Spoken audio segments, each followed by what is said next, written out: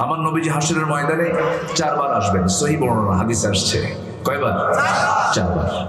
প্রথমবার কিছু উম্মতকে সাথে নিয়ে জান্নাতে চলে যাবেন। আল্লাহ আমাদের প্রথম চান্সে যাওয়ার তৌফিক দান করুন। মসজিদে না গেলেও চলবে, হ্যাঁ?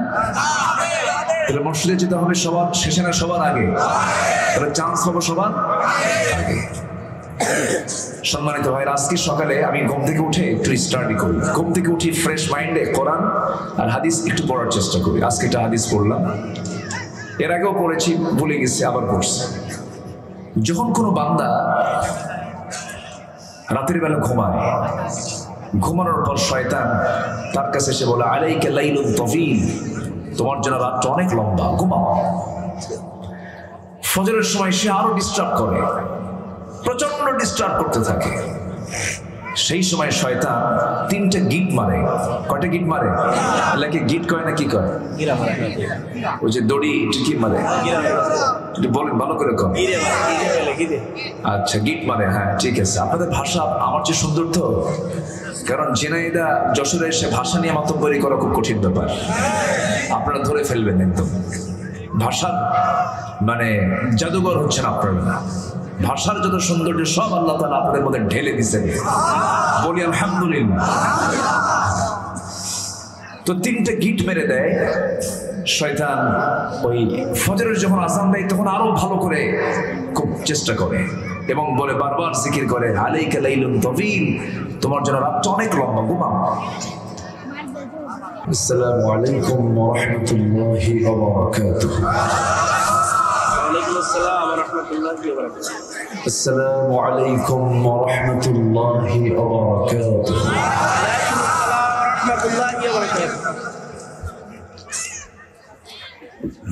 إن الحمد لله الأكرم الذي خلق الإنسان وكرمه وعلمه من البيان ما لم يعلم، فسبحان الذي لا يحصى امتنانه باللسان ولا بالقلم. نشهد أن لا إله إلا الله وحده لا شريك له، ونشهد أن سيدنا وحبيبنا ومولانا محمدا عبده ورسوله الذي أرسله بالحق بشيرا ونذيرا وداعيا إلى الله بإذنه وسراجا منيرا.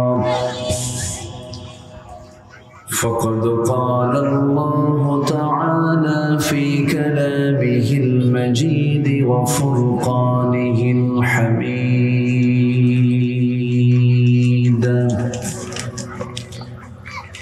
أعوذ بالله من الشيطان الرجيم.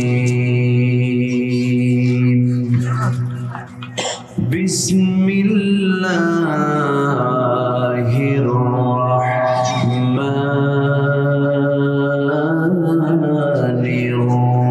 الرحيم.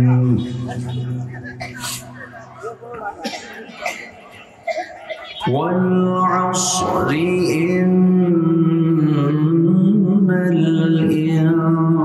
الإنسان لفي خسر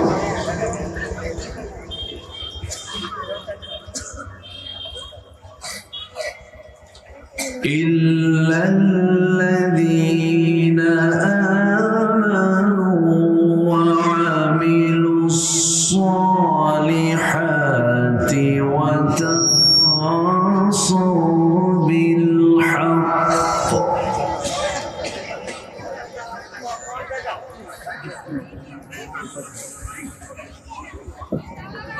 إن الإنسان لفي خسر إلا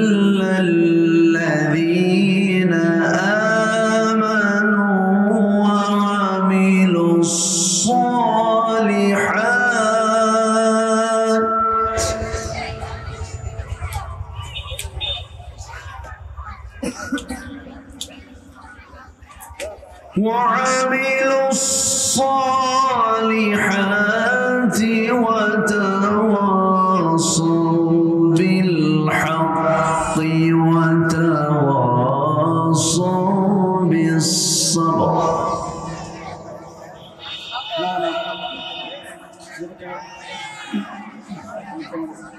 الله أكبر.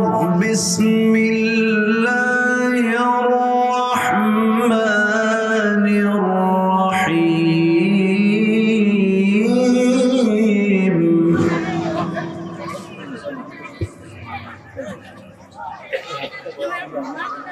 إن الله وملائكته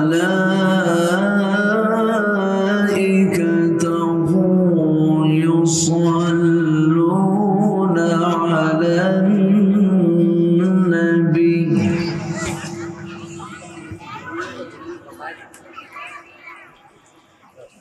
يا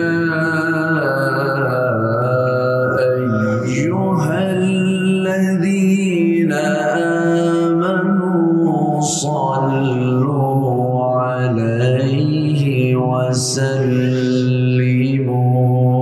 تسليما.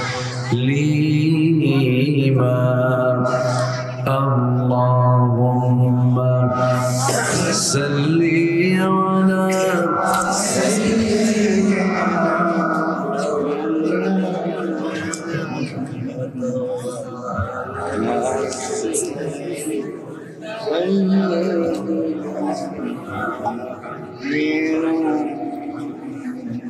একটু মহব্বত দিয়ে নবীর প্রেমে মাতোয়ারা হয়ে জবান খুলে জোরালো কণ্ঠে আওয়াজ দিয়ে সবাই বলুন আল্লাহুম্মা সাল্লি আলা সাইয়্যিদিনা মাওলানা মুহাম্মদ ওয়া আলা আলি সাইয়্যিদিনা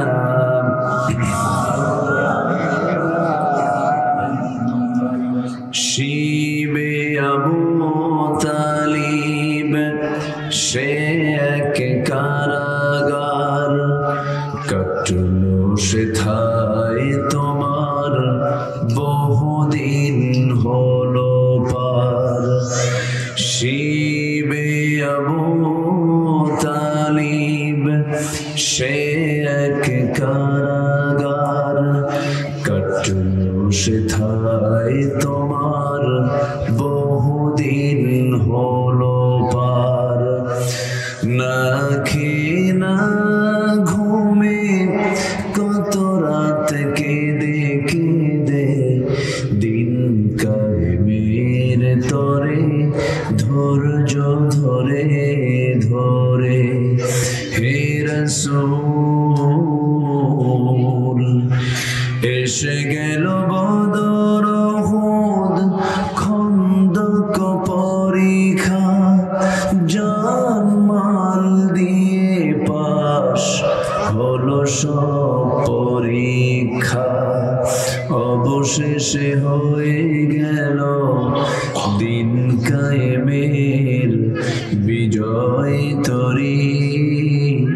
রাসূল আমার বলে দিলেন খায়রুল কুরুনি করনি। আল্লাহুম্মা সাল্লি আলা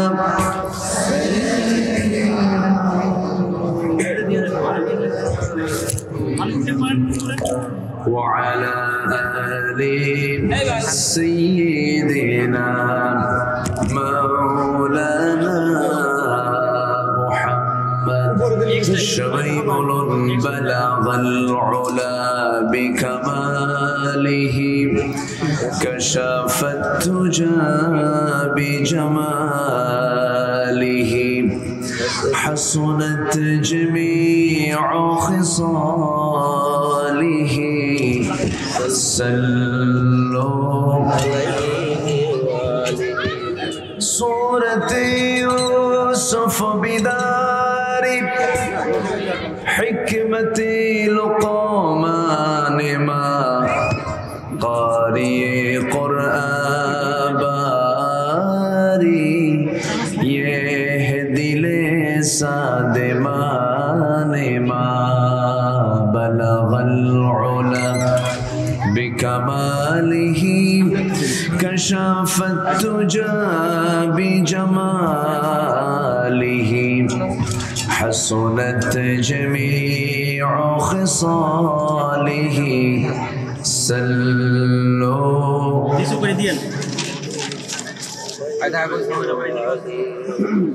আগে আসবেন আপনারা পরে আসেন কেন না আমি বাইকিং আছে আপনি দিন ধরে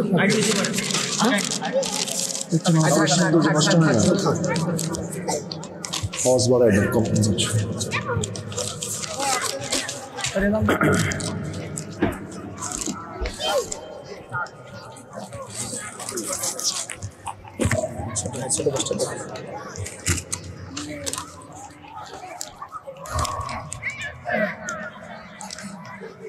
যশোর অঞ্চলের ঝিনাইদহ জেলার শৈলকুপা উপজেলার নদীর ধার না কোথায় নদীর ধার আচ্ছা পুঠিবাড়ি ঈদগাহ মাঠে অনুষ্ঠিত পুঠিমারি গ্রামবাসী কর্তৃক আয়োজিত দিনের বেলা অনুষ্ঠিত আজকের এই 15তম তাফসীরুল কোরআন মাহফিল 2024 আজকের এই মহৎ আয়োজনের সম্মানিত সুযোগ্য সভাপতি সাহেব সাদার আজকের মাহফিলের বরেণ্য সভাপতি জনাব সরোয়ার বিশ্বাস গোলাম সরোয়ার বিশ্বাস আজকের এই মহৎ আয়োজনের প্রধান অতিথি মাননীয় সাংসদ হযরত উলামায়ে কেরাম আমার পূর্বে কথা বলেছেন আমার স্নেহধন্য জনাব কারি রিয়াদ ইসলাম বকুল উপস্থিত হযরত উলামায়ে কেরাম ফদলাইজাম সুশীল সমাজ জাতির শ্রেষ্ঠ সন্তান শিক্ষক মণ্ডলী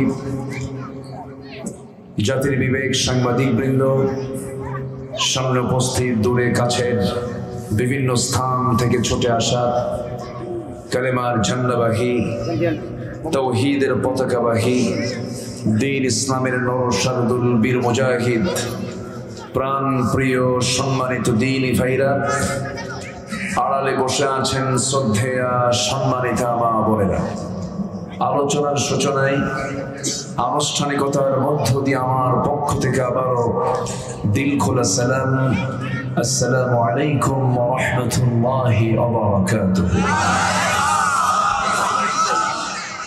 সবাই কেমন আছেন সবাই কেমন আছেন আমাকে প্রশ্ন করলেন আল্লাহ তাআলা আমাকে তো আপনার মতোই রেখেছেন বলি আলহামদুলিল্লাহ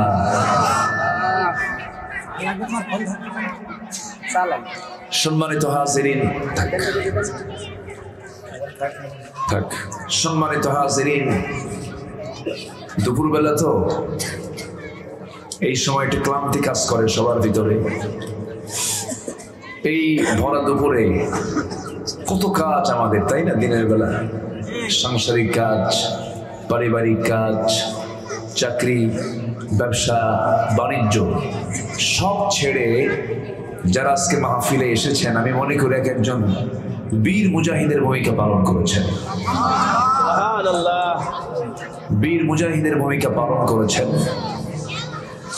যিনি আমাকে আপনাকে এমন সুন্দর আয়োজনে আসার বসার তৌফিক দিলেন সেই মহান রবের শানে আমরা সবাই বলে উঠছি আলহামদুলিল্লাহ আবারও বলছি আলহামদুলিল্লাহ চিৎকার মেরে বলছি আল্লাহুম্মা ইন্নী আসআলুকা আল হুদা ওয়াত তুকা ওয়াল আফাফা ওয়াল الغنى সবাই বলি আল্লাহুম্মা লাকা আসলামতু ওয়া বিকা আমানতু ওয়া আলাইকা তাওয়াক্কালতু ওয়া ইলাইকা আনাবতু ওয়া বিকা খাসামতু। আমরা আল্লাহ তাআলার শুকর আদায় করে নিলাম।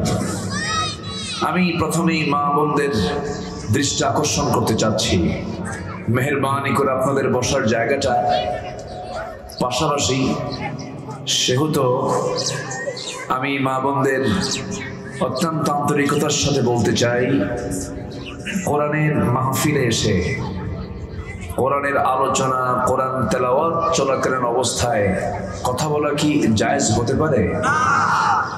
আসতে বলবেন, জায়েজ হতে পারে? তাহলে কি হবে? যদি জায়েজ না হয় তাহলে সওয়াব হবে না গুনাহ হবে? গুনাহ হবে। কিন্তু এই জন্য মাদেরকে বলবো অন্তত মাহফিল টাইমটা একটু কথা না বলার জন্য। কারণ আল্লাহ তাআলার সরাসরি হুকুম, কোরআনের আলোচনা তেলাওয়াত যখন হয়, ওয়ানসিতু ফাসতামিউ লাহু ওয়ানসিতু, অর্থাৎ তোমরা দুটো কাজ করবে মাহফিলে এসে, একটা হলো চুপ থাকবে এবং মনোযোগ সহকারে শুনবে। তাহলে মাহফিলের বৈশিষ্ট্য হলো, আল্লাহ দেখতে চান মাহফিলের শ্রোতাগুলো থাকবে দুই গুণে গুণান্বিত। একটা হলো কথা বলো না, চুপ থাকা, চুপ থাকা। আরেকটা কি? মনোযোগ সহকারে শোনা। তাহলে এই প্রস্তাব শুধু না, এই হুকুমটা দিয়েছেন কে? আল্লাহ তাআলা। তো কথা তো মেয়েরা একটু বেশি বলে, এটা স্বাভাবিক। মানে দুই মহিলা পাশাপাশি বসে থাকবে, কথা হবে না, এর চাইতে বড় মিথ্যা কথা আল্লাহর জমিনে নাই। বুঝেন নাকি? তারা একটু কথা বলে। তবে মা, আমি আপনাদেরকে খাটো করছি না, এটা আল্লাহ তাআলা ন্যাচারাল মাদেরকে এরকম করে দিয়েছেন, এই জন্যই বলতেছি। তো মেহেরবানি করে, আমার মা থেমে গেছে কিন্তু তাদের আওয়াজ আর নাই, আমরা পাচ্ছি না আওয়াজ। আসুন আমরা এখন লাইনের দিকে চলে যাই। আমি আলোচনার সূচনায় খুবই কমন, মানে আমার ঘর আপনার ঘরের সূরা, যারা নামাজ পড়ি, যারা দিন মানি, যারা মোটামুটি মানে মসজিদের সঙ্গে যোগাযোগ আছে, হুজুরদের সঙ্গে একটু সম্পর্ক ভালো আছে, আর যারা গাঁজা গুজা খায়, যাদের দিনকাল ঠিক নাই, উল্টা পাল্টা চলে, তারা এই সূরাটা তাদের কাছে আনকমনই মনে হবে। কিন্তু এই সূরাটা খুবই কমন একটা সূরা। এখানে রাখেন আমার, ও না, চা লাগবে না, চা লাগবে না, এখানে রাখেন, এটা এখানে, ব্যাস। সম্মানিত ভাইয়েরা, তাদের কাছে এই সূরাটা খুব মানে কমন মনে হবে না। সম্মানিত ভাইয়েরা, কোরআন আল্লাহ তাআলা এত সহজ করে দিয়েছেন যে আমার এই হাতে 5 বছর বয়সের বাচ্চাকেও মাথায় পাগড়ি পরে দিয়েছি। তার সিনায় আছে কয় পারা কোরআন? 30 পারা। তাহলে জীবনের 60টা বছর, 60টা বসন্ত পার করলাম অনেকে, 70 বছর পার করলাম অনেকে। কোরআন বুঝি নাই, কোরআন পড়তে পারি নাই, এই কথা বইলা আল্লাহর কাছে কি পার পাওয়া যাবে? বলেন তো, বলেন, পার পাওয়া যাবে? যাবে। 5 বছরের শিশু যদি 30 পারা কোরআন তার সিনার মধ্যে তুলতে পারে, তাহলে আল্লাহ তাআলা সবাইকে, কম হোক আর বেশি হোক, অনেকের মেমোরি একরকম না, একটু অনেকের মেমোরি একটু দুর্বল থাকে, কিন্তু ন্যূনতম আল্লাহকে চেনার মতো, রাসূলকে চেনার মতো, পরকালকে বোঝার মতো এতটুকু জ্ঞান অর্জন করার যোগ্যতা প্রত্যেক বান্দাকে দিয়েছেন। তিনি আমার কে? আসতে বলবেন না, তিনি আমার কে? আল্লাহ তাআলা। এই জন্য আমি সবার কাছে কোরআনের মাহফিলে আহ্বানটা আমি সব জায়গায় দিই, সেটা হলো সামনে রমজান আসতেছে। রমজান মাস কিসের মাস বলেন তো? বলেন তো, বলেন বলেন।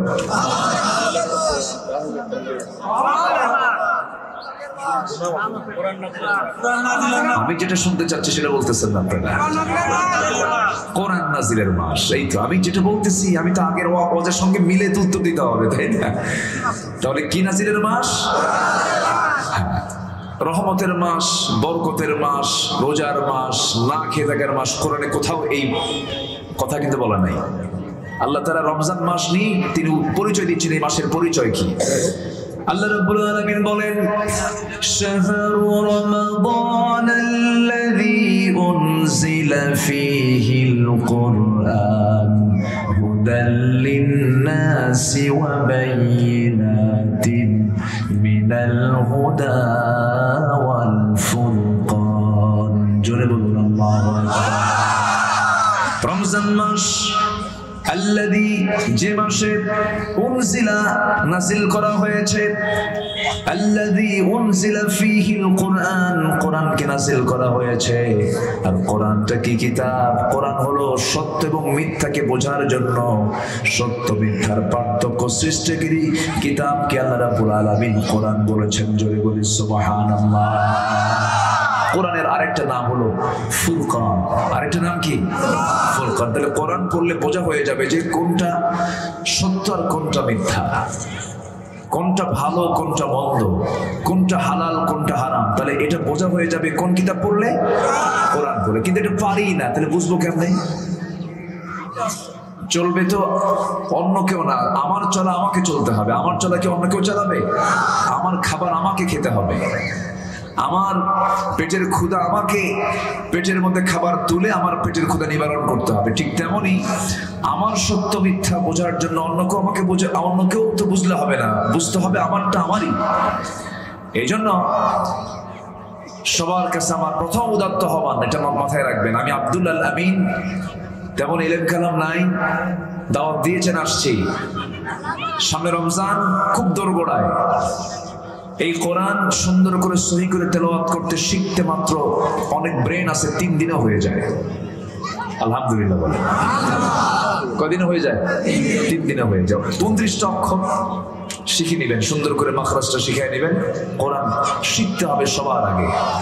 রমজান মাসে কোরআনের কোর্স কমপ্লিট হবে। আমি প্রথমে ওয়াদা করে দিতে চাই সবাইকে, কোরআনের মাহফিলে কোরআনটা সহি করে সবাই পড়বেন রমজান মাসে। যারা পারেন তারা তো পড়বেনই, যারা পারেন না তারা শিখবো। একটু হাত তুলে দেখা, দেখি হাত তুলেন, দেখি হাত। কিন্তু সবাই তুলে নাই এখনো। কোরআন শিখতে হবে, কোনো কাহিনী চলবে না। হাত তুলেন সবাই। আমরা মুসলমান তো যিনি হাত তুলবে নাই ভাববো উনি অন্য ধর্মের মানুষ। বলেন ইয়া আল্লাহ, ইয়া আল্লাহ। আগামী রমজানে তোমার নাযিল করা কোরআন, তোমার রমজান মাসে আমরা শেখার চেষ্টা করব। আল্লাহ আমাকে শেখার, আমাকে বোঝার, আমার জিহ্বাকে সহজ করার সকল ব্যবস্থা তুমি আল্লাহ করে দাও। জোরে বলে আমিন, আরো জোরে আমিন। রাগ করলেন ভাইরে? এই কোরআন কিন্তু খুব সিরিয়াস কিতাব। এই কিতাব যদি আপনার বিরুদ্ধে যায়, রাসূলও কিছু করতে পারবেন না। আমার নবীজি হাসরের ময়দানে 4 বার আসবেন, সহিহ বর্ণনা হাদিসে আসছে। কয়বার? 4 বার। প্রথমবার কিছু উম্মতকে সাথে নিয়ে জান্নাতে চলে যাবে। আল্লাহ আমাদের প্রথম চান্সে যাওয়ার তৌফিক দান করুন। মসজিদে না গেলেও চলবে, হ্যাঁ? তাহলে মসজিদে যেতে হবে সবার শেষে না সবার আগে? তাহলে চান্স হবে সবার আগে। সম্মানিত ভাইরা, আজকে সকালে আমি ঘুম থেকে উঠে একটু স্টাডি করি। ঘুম থেকে উঠি ফ্রেশ মাইন্ডে কোরআন আর হাদিস একটু পড়ার চেষ্টা করি। আজকে একটা হাদিস পড়লাম, এর আগেও পড়েছি, ভুলে গেছি, আবার পড়ছি। যখন কোনো বান্দা রাতের বেলা ঘুমায়, ঘুমানোর পর শয়তান তার কাছে এসে বলে, আলাইকা লাইলুন তাফিল, তোমার জন্য রাতটা অনেক লম্বা, ঘুমাও। ফজরের সময় সে আরো ডিস্টার্ব করে, প্রচন্ড ডিস্টার্ব করতে থাকে। সেই সময় শয়তান 3টে গিট মারে। কয়টা গিট মারে? আল্লাহকে গিট কয় না কি কয়? ওই যে দড়ি কি মারে? বলেন ভালো করে কর। আচ্ছা, গিট মারে। হ্যাঁ ঠিক আছে, আপনাদের ভাষা আমার চেয়ে সুন্দর তো। কারণ ঝিনাইদা যশোরে এসে ভাষা নিয়ে মাতব্বরি করা খুব কঠিন ব্যাপার, আপনারা ধরে ফেলবেন একদম। ভাষার মানে জাদুঘর হচ্ছেন আপনারা। ভাষার যত সৌন্দর্য সব আল্লাহ তাআলা আপনাদের মধ্যে ঢেলে দিয়েছেন। বলি আলহামদুলিল্লাহ। তো 3টে গিট মেরে দেয় শয়তান। ওই ফজরের যখন আযান দেয় তখন আরো ভালো করে খুব চেষ্টা করে। এবং বলে বারবার জিকির করে আলাইকা লাইলুন তাওয়িল, তোমার জন্য রাতটা অনেক লম্বা, ঘুমাও। তিনটা গিট একদম শক্তভাবে লাগায়। ওই সময়ে যদি কোনো বান্দা ফজর নামাজ পড়ার জন্য যদি ঘুম থেকে উঠে বসে যায়, সঙ্গে সঙ্গে একটা গিট ছুটে গেল। যখন ওযু বানায় দুইটা গিট ছুটে গেল। যখন নামাজে দাঁড়ালো তিনটা গিট ছুটে গেল। সারাদিন শয়তান তাকে ওয়াসওয়াসা দিতে পারে না। জোরে কান সুবহানাল্লাহ। কিন্তু আমরা তো প্রথম গিটটাই ভাঙতে পারি না। রাগ করতেছেন আপনারা? ভাইরে, কোরআন খুব ডেঞ্জারাস। আমার নবীজি 3 বার সেখানে 4 বার যাবেন হাসরের ময়দানে। প্রথমবার চেষ্টা করবেন কিছু উম্মতকে সাথে নিয়ে জান্নাতে চলে যাবেন। আম্মা জান আয়েশা বলেন, ইয়া রাসূলুল্লাহ, এতগুলো মানুষের ভিতর থেকে আপনি ভালো মানুষগুলোকে চিনবেন কেমনে, শনাক্ত করবেন কেমনে? রাসূল বলেন, আয়েশা রে, দুনিয়ার জিন্দেগিতে অসংখ্য ঘোড়ার মাঝে যে সমস্ত ঘোড়ার মাথার সামনে কালো পাকড়া পাকড়ি যে চিহ্নগুলো, কালারের যে ঘোড়াগুলো সহজেই যেমন চেনা যায়, ঠিক তেমনি হাসরের ময়দানে আমার কিছু উম্মতকে আমি দেখতে পাবো যাদের কপালে থাকবে সেজদার চিহ্ন। সীমাহুম ফি ওয়ুজুহিহিম মিন আসারিস সুজুদ, সেই সেজদার চিহ্নগুলো নূরের মতো চমকাতে থাকবে। আমি ওই সমস্ত বান্দাগুলোকে নিয়ে প্রথমবার এক চোটে জান্নাতে নিয়ে চলে যাব। দ্বিতীয়বার আবার আসবো, আবার নিয়ে যাব। তৃতীয়বার আবার আসবো, আবার নিয়ে যাব। চতুর্থবার এসে যখন নিয়ে যাব, নিয়ে যেতে দেব, সেই সময় কোরআন তার বিরুদ্ধে দাঁড়িয়ে যাবে। ইল্লা মান হাসাবাহুল কোরআন, কোরআন তার বিরুদ্ধে দাঁড়িয়ে যাবে। কোরআন বলবে, ও আল্লাহ, এই সমস্ত বান্দাগুলো কেমন করে জান্নাতে যায়, এই সমস্ত বান্দাগুলো কেমন করে তোমার জান্নাতে প্রবেশ করবে? কারণ আমি কোরআন আমার বিরুদ্ধে রাজনীতি করেছে, আমার বিরুদ্ধে দল করেছে, আমার আইনের বিরুদ্ধে অবস্থান নিয়েছে, কোরআনকে মানে নাই, কোরআনকে আমল করে নাই, কোরআনকে পড়ে নাই, কোরআনকে বোঝে নাই, কোরআনকে জানে নাই। এই সমস্ত বান্দার বিরুদ্ধে আমি কোরআন তোমার সামনে আমি বাদী হয়ে গেলাম। সেই দিন আমার নবী পর্যন্ত তাকে সুপারিশ করে জান্নাতে নিতে পারবেন না।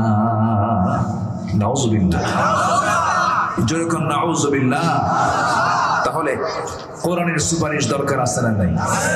আল কুরআন হুজ্জাতুল লাকা আও আলাইকা, কোরআন তোমার পক্ষে যাবে অথবা বিপক্ষে যাবে। এটা মারাত্মক ব্যাপার। কিন্তু দুটা জিনিস আমার আপনার পক্ষে অথবা বিপক্ষে যাবে। একটা হলো কোরআন, আরেকটা হলো সিয়াম। আরেকটা কি? সিয়াম। এই বকুল মিয়া কই যান? খাইছেন? সিগারেট আসতে যাবে। ও আচ্ছা, ঠিক আছে, খুব ভালো, চটপট ভালো তো, খুব মানে আওয়াজ খুব ভালো, আলহামদুলিল্লাহ। আল্লাহ তুমি তার জবানকে ইসলামের জন্য কবুল করে নাও, আমিন। জোরে বলে আমিন। ভাই, আপনি রাগ করেননি তো আমার পরে? রাগ করেননি তো? আমি কেন বললাম যে এই যে একটু বিঘ্ন হয়, একটু আগে আসতে হয়। ক্যামেরাম্যান যারা আসছে এদেরকে ধমক দিবেন না, এরা অনেক উপকার করে দ্বীনের জন্য। কেন জানেন? আপনি শুনবেন হাজার হাজার, আর এরা শোনায় দেয় কোটি মানুষকে। আলহামদুলিল্লাহ বলবেন না? এখন এই যে অনলাইন গুলোতে গান বাজনা আছে না, সে গান বাজনা একটু হলেও যারা এগুলো চালু করে, এগুলো দেখে, ওই সময় তো অন্তত গান বাজনা শোনে না, দেখে না। এই জন্য এগুলোর দরকার আছে না? আছে তো, ঠিক আছে। হ্যাঁ, রাগ করা যাবে না। আমি একটু ধমক টমক দিছি, এটা মহব্বতের ধমক। ওই বাচ্চা কাচ্চা ই করে না, মানে ওষুধ টষুধ খেতে চায় না, তখন মা কি করে? রাগ করে না? হ্যাঁ, রাগ করে। এর মধ্যে মহব্বত আছে না? আছে। আমার দিকে তাকান তো। তাহলে আমরা রমজান পাচ্ছি। রমজান আমরা যেহেতু পাচ্ছি, আমাদের মাথায় প্ল্যান থাকতে হবে। যেরকম যারা কৃষক, যখন এই ধান লাগার সময় আসে তখন প্রিপারেশন নেয় না, যে এই তো ধান এখন লাগাতে হবে আমার, আমি যদি না ভালো করে লাগাই তাহলে আমি ভালো ফসল পাবো না। পানের বরজ আছে নাকি এলাকায়? আছে, আছে। দেখলাম অনেক পানের বরজ। পান খান, সমস্যা নাই, কিন্তু পানের সাথে আবার হাকিমপুরি রহমতুল্লাহ আলাইহি কেন? এখানে কথা আছে। পান খান, পানের রস ভালো, স্টমাকের জন্য ভালো, কিন্তু পানের সঙ্গে টান করা যাবে না। পান খান, কিন্তু টানাটানি করা যাবে না। কোনো নেশার দিকে যাওয়া যাবে না। পান খান, দাঁত পরিষ্কার রাখেন, দাঁতকে বিকৃত করবেন না। আমার নবীজি মৃত্যুর আগেও তার দাঁত ছিল মুক্তোর দানার মতো চকচকে। জোরে বলে সুবহানাল্লাহ। আল্লাহ তাআলা মার পেটে মার মাসিক অসুখ বন্ধ করে দিয়েছেন, কিন্তু খাবারের ব্যবস্থা কিন্তু ওই রক্তগুলোকে আল্লাহ তাআলা মুখ দিয়ে খাওয়াতে পারতেন। খাওয়ার নাই, খাওয়াইছেন হলো তার দিয়ে, নাভি দিয়ে। কেন? এই মুখটা পরিচ্ছন্ন রেখেছেন, কারণ এই মুখে থাকবে শুধু কার জিকির? আল্লাহ। আসতে বলবেন না, কার জিকির? এখন কি আল্লাহর জিকির থাকে না পান খাওয়ার বিড়ি খাওয়া থাকে? ঠিক আছে, রাগ করতেছেন মুরব্বী? রাগ করা যাবে না। আল্লাহ সব সুন্দর করে দিয়েছেন, সুন্দর টিকে রাখতে হবে।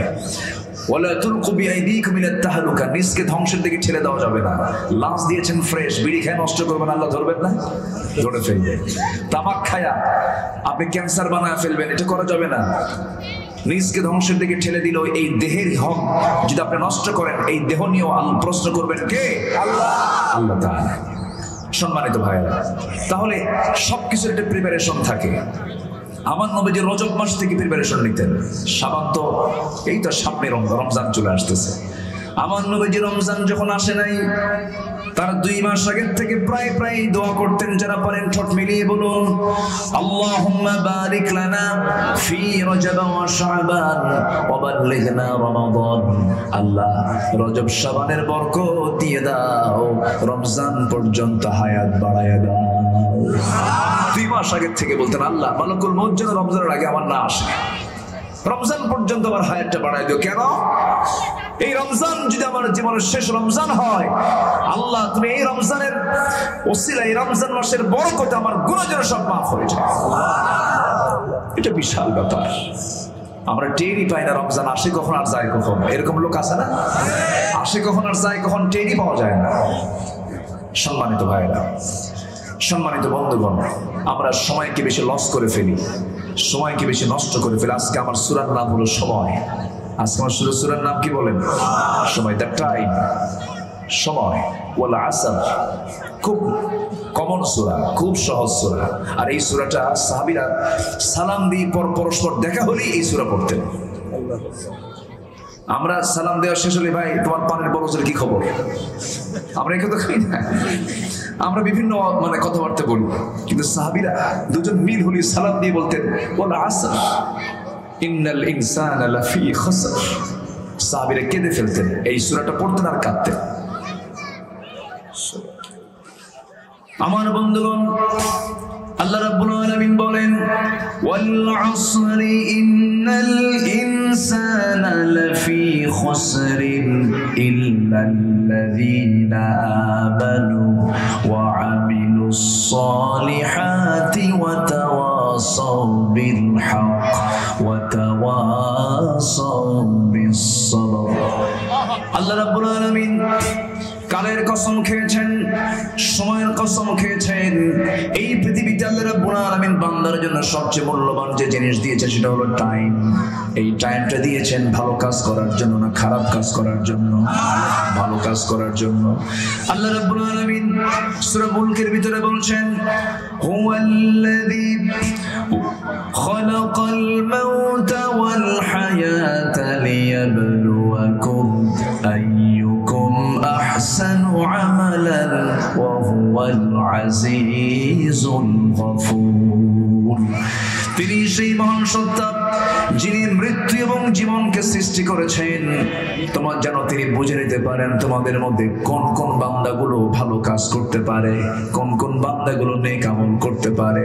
তাহলে এই জীবন মৃত্যু দেওয়ার মূল লক্ষ্য হলো এই দুনিয়াতে আমরা খারাপ কাজের জন্য আসছি না ভালো কাজের জন্য আসছি।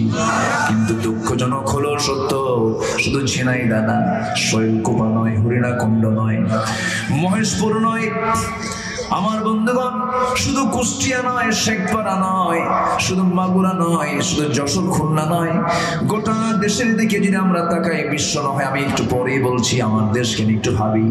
এই দেশের সব জায়গায় আপনি যদি জরিপ করতে যান, ভালো কাজের পরিমাণ বেশি না মন্দ কাজের পরিমাণ বেশি?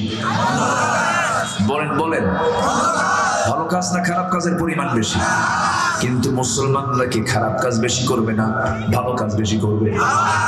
কিছু পাপ কাজ হবেই তো, পাপ যে হবে না তা না। ফেরেশতার পাপ নাই, বান্দা পাপ আছে। ফেরেশতার কি পাপ আছে?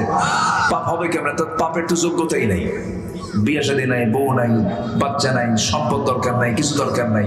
আর আমাদের বউ থাকে, বাচ্চা থাকে, ব্যবসা থাকে, বাণিজ্য থাকে, আশা কামনা থাকে, লোভ থাকে। এই জন্য আমাদের মধ্যে কিছু গুনাহ হয়ে যায়। থাকতে পারে না, থাকবে, থাকতে পারে না, থাকবে, এটাই স্বাভাবিক। ফেরেশতার গুনাহ নাই, গুনাহ করার যোগ্যতা নাই। আর আমার গুনাহ আছে, আমার গুনাহ করার যোগ্যতা আছে, এই জন্য আমার গুনাহ হয়ে যায়। সম্মানিত ভাইয়েরা, সম্মানিত বন্ধুগণ, তো এই গুনাহ হবে, গুনাহ হবে না কেন? কিন্তু আমি যদি মুরব্বী এখানে বসে আছেন, আমার বড় উনি, আমি যদি ওনাকে তুই তাকার কথা বলি, এটা আমার জন্য বেয়াদবি হবে না? আচ্ছা, এই বেয়াদবির জন্য কি আমার ফাঁসি হবে? আর আমি যদি ওনাকে গুলি করি, এটা কোন থানা? ও বাবা, এই তো আলাদা থানা। আকালমান দিশারা বাসা, রাগ করতেছেন না? আগের মতো নাই, অনেক চেঞ্জ হয়ে গেছে। মানুষ এখন সভ্য হয়েছে অনেক, আগের চেয়ে একটু ডেভেলপ হয়েছে, বলি আলহামদুলিল্লাহ। তো আমি যদি তাকে তুই বলে সম্বোধন করি, আপনি বলবেন এ তো সুপার ক্লাস বেয়াদব, এর একটা শাস্তি হবে একরকম। আর আমি যদি তাকে মেরেই ফেলে দিই, তাহলে এর শাস্তিটা হবে আরেক রকম। তো দুনিয়াতে আমার আপনার কম বেশি ভুল হবে, কিন্তু এমন কোনো ভুল করা যাবে না যে ভুলে আপনার জান্নাতে বাজেয়াপ্ত হয়ে যাবে। এমন ভুল কি করা যাবে? জান্নাত বাজেয়াপ্ত হয়ে যাবে এমন কিছু ভুল আমি বলে দিই, সবাই শুনবেন না ইনশাআল্লাহ? ভুলগুলো জানলেই তো ভুল করা হবে না, তাই না? বাস্তব জীবনে বহু শুনছি আমরা, খালি মরা ফেরাউনের ইতিহাস শুনি, কিন্তু তাজা ফেরাউনের কথা কই নাকি? মরা ফেরাউন মরে গেছে সে কোন দিন? কত আগে মরে গেছে, এখনো বলে লাশ হয়, এখনো না লাশ আছে, ঠিক আছে, কিন্তু তার কথা কয়ে আপনার লাভ কি? আমার আপনার চোখের সামনে তাজা ফেরাউন আছে না নাই? আছে। ফেরাউন জুলুম করতো, এখন তো জুলুমকারী নাই। এরা কি মরা ফেরাউন না তাজা ফেরাউন? এই তো লাইনে আসছেন কোথায়। বহু তাজা ফেরাউন আছে, এদের বিরুদ্ধে মোকাবেলায় দাঁড়াতে হবে। মুসা দাঁড়িয়েছেন খালি হাতে না লাঠি নিয়ে? আমাদের লাঠি কই? হ্যাঁ, দরকার আছে, আছে না নাই? বলেন, আসতে বলবেন না, আছে না নাই? আছে। সবচেয়ে বড় লাঠি হলো ঈমান। সবচেয়ে বড় লাঠি কি? ঈমান থাকলে এমনি ব্যবস্থা হয়ে যাবে, কিন্তু ঈমান নাই, লাঠি দিয়ে করবেন কি? আমার বন্ধুগণ, সময়কে দাম দিতে হবে, খারাপ কাজ করা যাবে না। হঠাৎ করে কোনো ভুল কাজ হয়ে গেছে, সঙ্গে সঙ্গে তওবার ব্যবস্থা ইসলামে আছে না নাই? বলেন, তওবার ব্যবস্থা আছে। আল্লাহ বলছেন, বান্দা দুটা ভুল করে আসবে বড় বড়, আমি তোকে জাহান্নামের গর্তের মধ্যে ঢুকায় দেব। জাহান্নামে কিসের মধ্যে? গর্তের মধ্যে। জাহান্নাম দিয়ে আল্লাহ মানে শান্তি পাবেন না। আল্লাহর কিন্তু রাগ কম না, যে আল্লাহ আমারে বানাইছে, আমার যদি এত রাগ হয়, হ্যাঁ, তার কত রাগ হতে? যে আল্লাহ আমারে বানাইছে, আমার আপনার যদি এত রাগ হয়, আমার আল্লাহর তো রাগ কিছুই নাই। আসতে কয় আছে, জোরে বলেন, আছে না নাই? আল্লাহর রাগ কিন্তু অনেক, কিন্তু আল্লাহর রাগ দেখান না। আমরা তো আল্লাহর বান্দা, তো যা মাফ করে দিলাম, সুবহানাল্লাহ বলেন, তাই না? আল্লাহর যদি রাগ আমার আপনার মতো হতো, তাহলে যে পৃথিবী যে কয় উল্টান খাইতো আল্লাহ জানে, ঠিক ঠিক কিনা? আল্লাহ তাআলা কাফেরকে খাওয়ান, মুশরিককে খাওয়ান, মুনাফিককে খাওয়ান, সবাইকে খাওয়ান। সাইয়েদনা ইব্রাহিম আলাইহিস সালাম একদিন বসে আছেন, মেহমান ছাড়া তিনি খেতেন না। কারো বাড়িতে যদি মেহমান সবসময় থাকে, এটা মাথায় রাখবেন, জীবনে কোনোদিন তার বাড়ির হাড়ির খাবার ফুরাবে না। মায়েরা মাহফিল আছে তো নাকি? কিছু কিছু মহিলা আছে, মেহমান দেখলেই চোখ গরম করে স্বামীর উপরে, আছে না? নেই, তুমি বাজার করে আনো, আমি কিন্তু রান্না বান্না করতে পারবো না, আছে না? কিন্তু না, মেহমানকে, যে বাড়িতে মেহমানকে সম্মান করে, সেই বাড়ির হাড়ি কখনো খাবার শূন্য হবে না। এটা ইসলামের একটা সৌন্দর্য, ঐতিহ্য, এটা মুসলমানদের ঐতিহ্য, এটা কিন্তু হারিয়ে যাচ্ছে এখন কিন্তু সব হারিয়ে যাওয়ার পথে এগুলো। মেহমানকে কখনো বিপদের কারণ মনে করবেন না। মেহমান ভাববেন যে মেহমান আসছে আমার বাড়িতে, ওর রিজিক নিয়ে আসছে। জোরে বলি সুবহানাল্লাহ। সাইয়েদনা ইব্রাহিম আলাইহিস সালাম কখনো মেহমান ছাড়া খেতেন না। একদিন মেহমান পাচ্ছে না, খাওয়া হচ্ছে না। 80 বছরের এক বুড়া ওনার সামনে দাঁড়ায় গেছে, কে আসো বসি, রুটি খাও, বিসমিল্লাহ খাও। তো বিসমিল্লাহ বলবো না। ইব্রাহিম আলাইহিস সালাম করলেন কি, ওই রুটিটা টান দিয়ে বললেন, যাও তোমাকে খাওয়া দেবো না। আল্লাহ বলেন, ইব্রাহিম তুমি রুটি টান মারার কে? সুবহানাল্লাহ বলবেন না? এই গোলাম, আমার অবাধ্য গোলাম, 80 বছর কোনোদিন আমার নাম নেয় নাই, আমি একবেলাও তাকে না খেয়ে রাখি নাই। দাও রুটি। ও বিসমিল্লাহ বলুক আর না বলুক, হিন্দু হোক, অমুসলিম হোক, বৌদ্ধ হোক, খ্রিস্টান হোক, সে মানুষ, তোমার মেহমান, সম্মান করো। যেরকম সুবহানাল্লাহ। ইসলাম কত উদার। আমার নবীর এক প্রিয় সাহাবী 3 মাস বাজার নাই বাড়িতে। কয় মাস? 3 মাস। আচ্ছা বলেন তো, আমার আপনার বাড়িতে 3 মাস বাজার না থাকে তাহলে বউ কি করবো বলেন তো? আসতে কোন পাশেই বসে আছে, হিসাব টিসাব করে কই। মুরব্বী হাসতেছে কিন্তু। 3 মাস বাজার নাই। হ্যাঁ বলবো। হ্যাঁ আচ্ছা ঠিক আছে, সমস্যা নাই। এই বলছি তো, এই তো ওয়াজের মধ্যে হয়ে গেছে বলা। 3 মাস বাজার নাই। তার স্ত্রী বলছে, আমার স্বামী 3 মাস যাবত ভালো মন্দ কিছু খেতে পারি না, বাচ্চা কাচ্চা না খাওয়া, তো আপনার পকেট থেকে কিছু পয়সা আমি জমা করছিলাম। পয়সা থাকে না বাজার, সারাদিন খরচ টরচ কইরা পয়সা জমা থাকে, ওই পয়সাগুলো কিন্তু বাড়ির বউ ছেলে মেয়ে এরা কিন্তু নেয়, কিন্তু নেয় না? আপনার পরিবারে নেয় কিনা আমার পকেট হাতায় মাঝে মাঝে নেয় তো নাকি? এক মহিলা রাসূলকে প্রশ্ন, আচ্ছা স্বামীর পকেট যদি কোনো বউ পকেট থেকে না বলে নেয়, এটা জায়েজ আছে কি? ভালো করে চিন্তা করে কম, কারণ কালকে থেকে কিন্তু চুরি শুরু হয়ে যাবে আমার। হ্যাঁ এরকম কথাও কিন্তু আসছে, স্বামীর সম্পদ সামান্য হলেও তাকে না বলে অন্য কোথাও দেওয়া যাবে না। আছে না নাই বলেন? আচ্ছা, এটা কিন্তু আসছে, ভালো করে চিন্তা করে বলেন। তাহলে স্বামীর পকেট থেকে স্ত্রী যদি না বলে নেয়, কি জায়েজ আছে? আবার কয় আছে, যারা আছে যারা বিয়ে করে নেয়, ওই যে এমনি করে। এখন কার থেকে যা আছে শিখছে আল্লাহই জানে। হ্যাঁ এক কৃপণ স্বামী, সাহাবী হাদিস কিন্তু, আমি কিন্তু বানায় বানায় বলছি না, এক সহিহ হাদিস। এক কৃপণ স্বামী, তার স্ত্রী আসছে নবীর কাছে, হুজুর আমার স্বামী এমন কৃপণ, বাজারও করে না,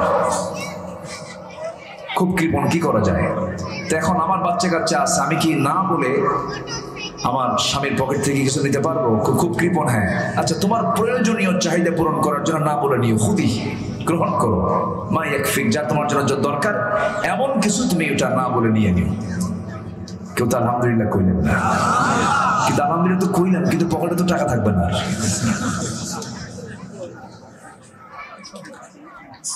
রাগ করতেছেন আপনারা? জীবন ধর্মী কথা তো, প্রয়োজন আছে, প্রয়োজন আছে না?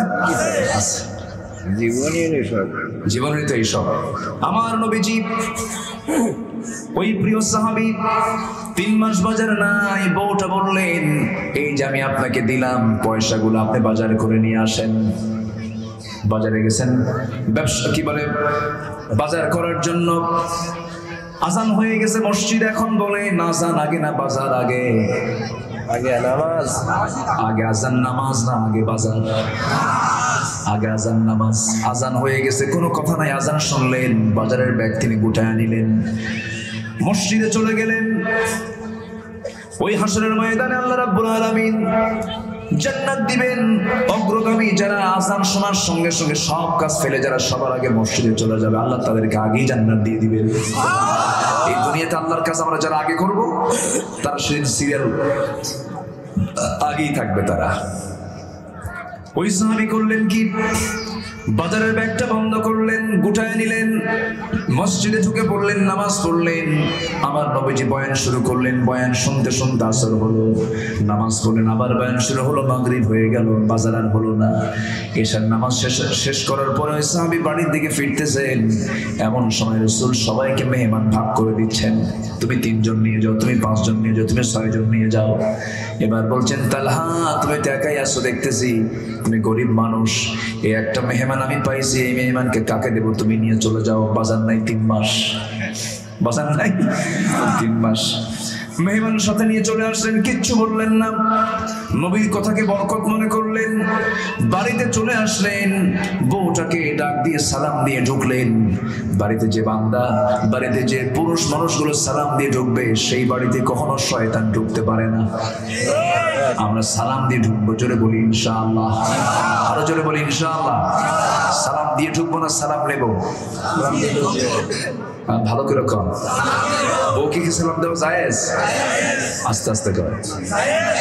বউকে কি সালাম দেওয়া জায়েজ? না মনে মনে ভাবতেছেন আমি দেবো সালাম, এরকম চিন্তা করতেছেন নাকি? আবার দেখি লজ্জার বিষয়।